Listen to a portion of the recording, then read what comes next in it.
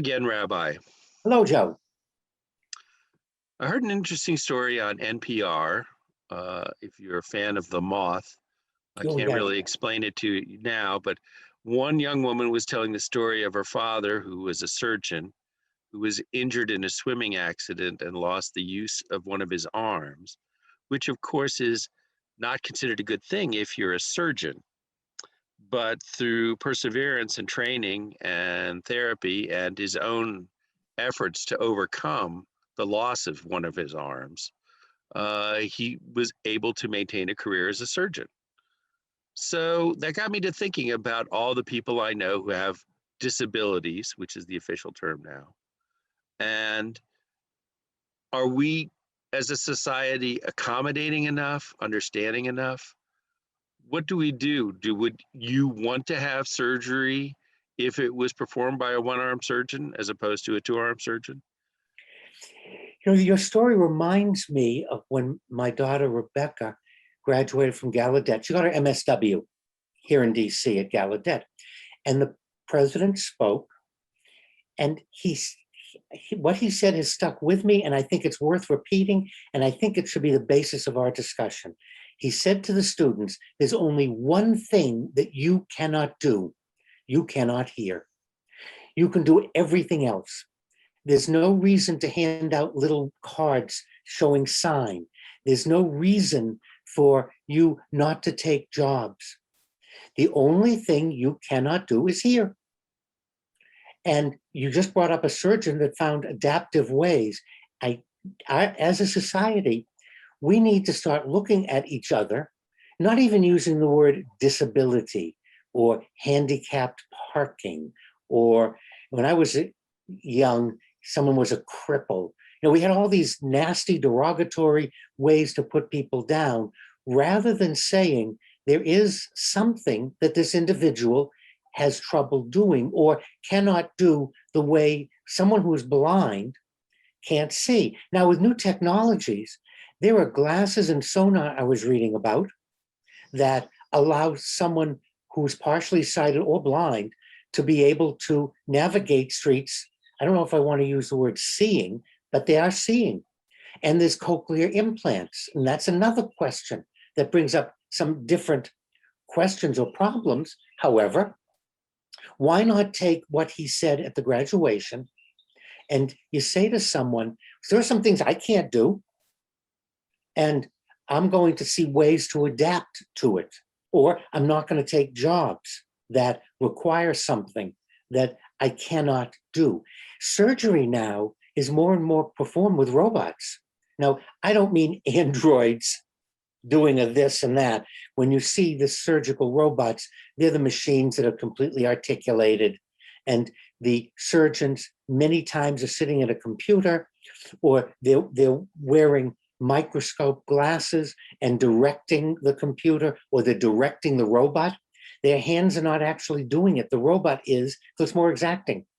Companies are using robots to assemble cars and machines where we had human beings. We need to begin to look at other people as human beings and say, gee, there are some things that you physically cannot do, or maybe emotionally. There are some things I emotionally can't handle. So rather than labeling anyone, let's find adaptive ways. Let's work together. However, the starting point is we're all human. And as human beings, either we have accidents or we're born without certain abilities, without being able to do some things. Okay, doesn't make anyone less of a person, less human. Just means there's something that individual either cannot do or has trouble. And like he said at the graduation, the only thing you can't do is, and you fill in the blank. And so I can't run the marathon. Well, maybe I could train for it. Possibly. I don't particularly want to. Maybe I could summit Everest. My osteoarthritis, 75. Not quite sure. However, then I'm going to stop and go, I'm not going to participate in those activities. And we have so much with computers. Look at this. Look at what we're doing now with recording, with Zoom, with meetings of all kinds, with being able to work remotely. Look at everything that's going on that was not possible. So what that means is if I have a problem with my mobility, let's say my osteoarthritis, I can't stand anymore. Okay, then I could do services seated, or I could, if I, for whatever reason, couldn't leave my home, I could do religious services Zooming.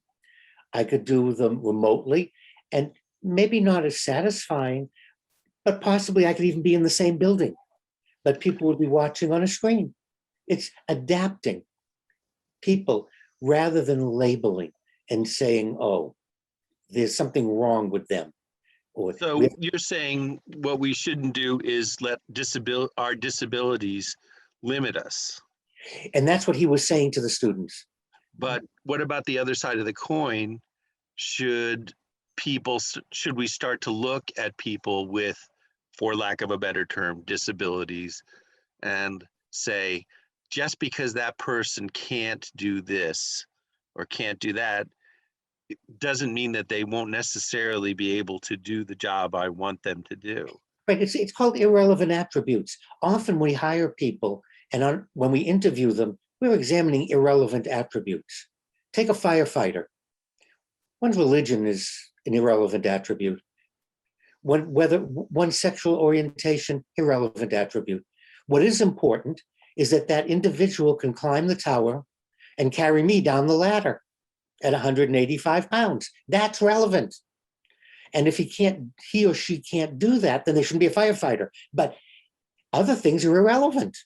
Yet But too if he can, often, but if the firefighter can do it with one artificial leg or one artificial arm or cochlear that's fine with implants, me. I'm on the third floor of a high rise. As long as the tower can come to my window and he or she can reach in, carry me down that ladder, sexual orientation, religion, hair color, eye color, it's all irrelevant. What's relevant is for that job. And I think that's something we need to do for all of us, is what's relevant and not examine, interview, or put on the checklist things are really irrelevant for the job. If I can use a computer that talks to me and I can do the job, then the fact that I have trouble with my sight doesn't matter, does it? Because you're going to say, this is the job. Can we adapt the equipment? Will you perform? Okay. And we don't do that. Too often we look at individuals, and we do it with emotions. We do it with other kinds of people who have problems being in crowds, or individuals that don't want to go outside, or they're, because of the pandemic, we're a little reluctant to kiss or touch each other. For some people, it's not just the pandemic. They're like that all the time. And so again, what does the job require? And we want to take a look at people as human beings.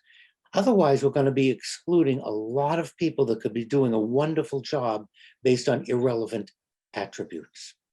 so I think that should be added to any job questionnaire.